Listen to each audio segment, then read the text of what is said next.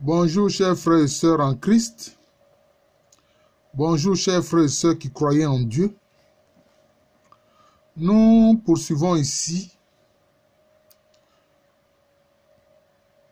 la série de vidéos sur le chapelet des mystères. Ce que j'appelle les nouveaux mystères qu'on peut utiliser pour méditer des aspects de la vie terrestre de notre Seigneur Jésus-Christ. La méditation est importante. Souvent, les gens ne pensent qu'à la prière.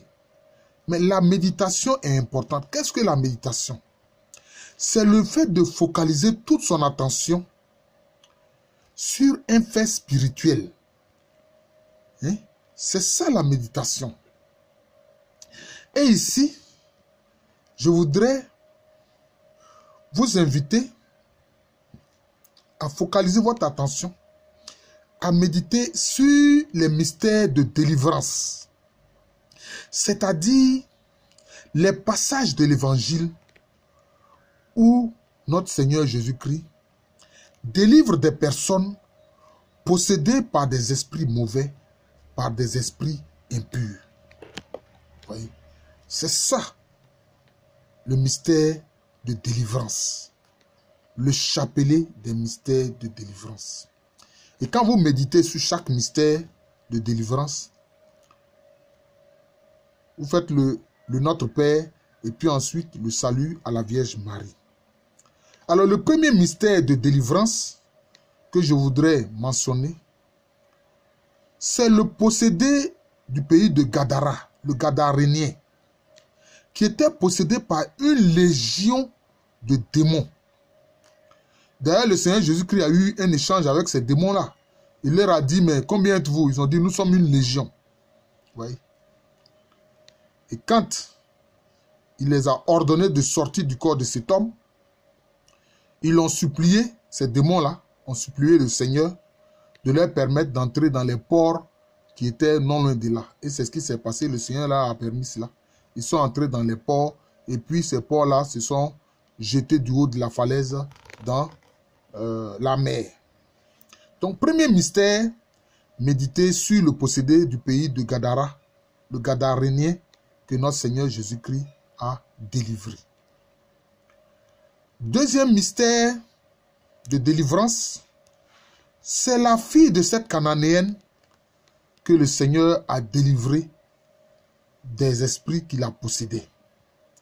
Cette femme cananéenne est venue trouver le Seigneur Jésus-Christ et l'a supplié de délivrer sa fille qui était l'objet de tourments de la part de mauvais esprits. D'ailleurs, le Seigneur l'a mis à l'épreuve en lui disant, mais il n'est pas bon de prendre le pain des enfants, des petits enfants, pour le donner aux petits chiens. Prendre le pain des enfants pour le donner aux petits chiens. Mais c'est un passage de l'évangile qui, moi, me séduit vraiment.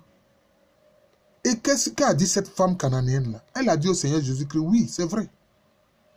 Mais les petits chiens-là, ils mangent les miettes qui tombent de la table des enfants.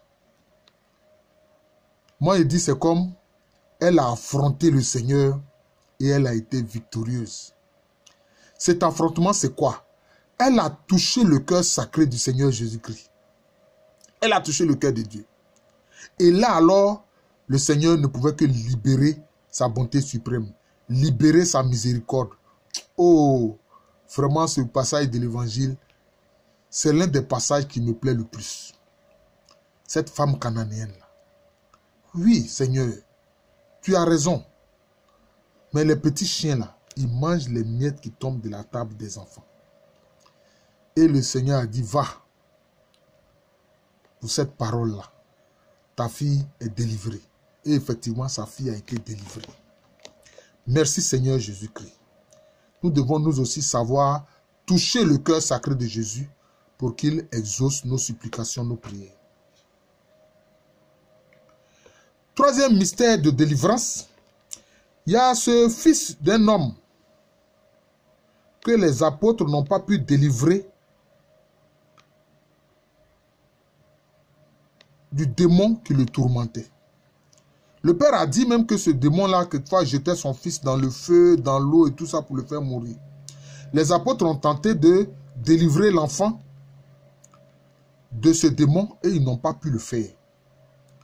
Et le père est venu trouver Jésus pour dire, oui, mon fils est possédé, mais tes apôtres là, tes disciples là, ils n'ont pas pu délivrer mon fils de ce démon-là. D'ailleurs, le Seigneur Jésus n'était pas très content. Il dit, mais vous là, pendant combien de temps je vais vous supporter? Et il a délivré cet enfant-là du démon qui le persécutait, qui le tourmentait. D'ailleurs, alors les apôtres ont demandé au Seigneur Jésus-Christ, mais Seigneur, comment se fait que nous n'avons pas pu chasser ce démon? Et le Seigneur Jésus-Christ a dit, cette espèce-là, c'est par la prière et le jeûne qu'il faut chasser cette espèce-là. Mais en fait, bon, la prière et le jeûne. Voilà, c'est ce que le Seigneur Jésus-Christ a dit. Donc vous voyez, ce sont aussi deux leviers qu'on peut utiliser pour chasser les démons. Mais souvent, ceux qui chassent les démons, ils commettent une erreur. Mais quand on chasse un démon, là, il faut lui donner une orientation, il faut lui dire où il doit partir. Vous voyez, c'est ce que le Seigneur Jésus-Christ a dit. Si vous chassez un démon, le coin là alors l'être qui a été libéré du démon est propre.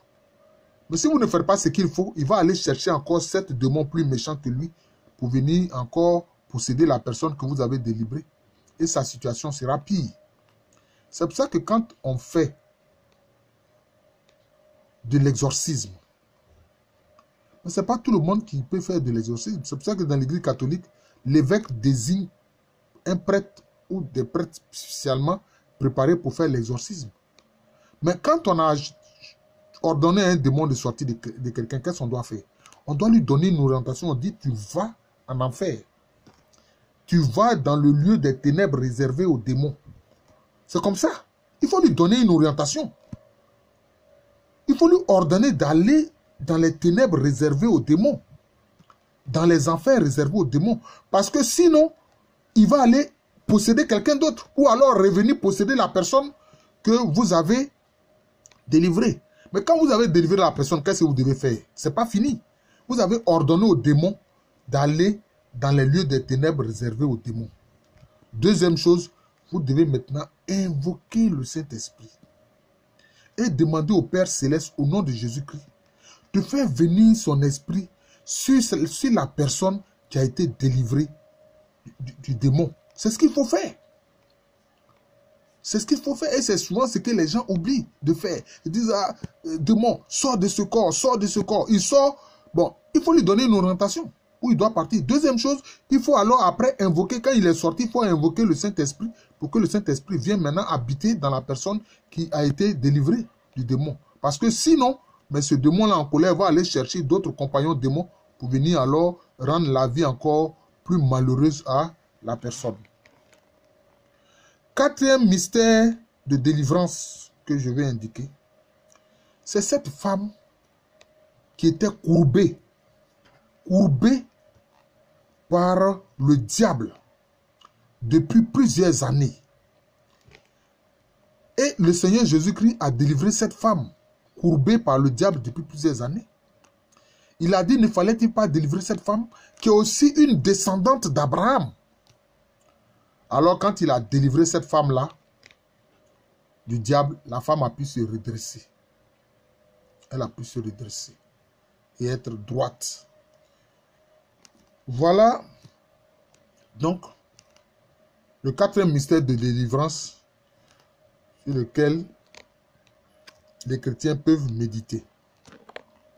Le cinquième mystère de délivrance, c'est quand le Seigneur Jésus-Christ envoie ses disciples en mission pour proclamer la bonne nouvelle. Mais quand ceux-ci reviennent de leur mission, tout joyeux, qu'est-ce qu'ils disent au Seigneur Jésus-Christ?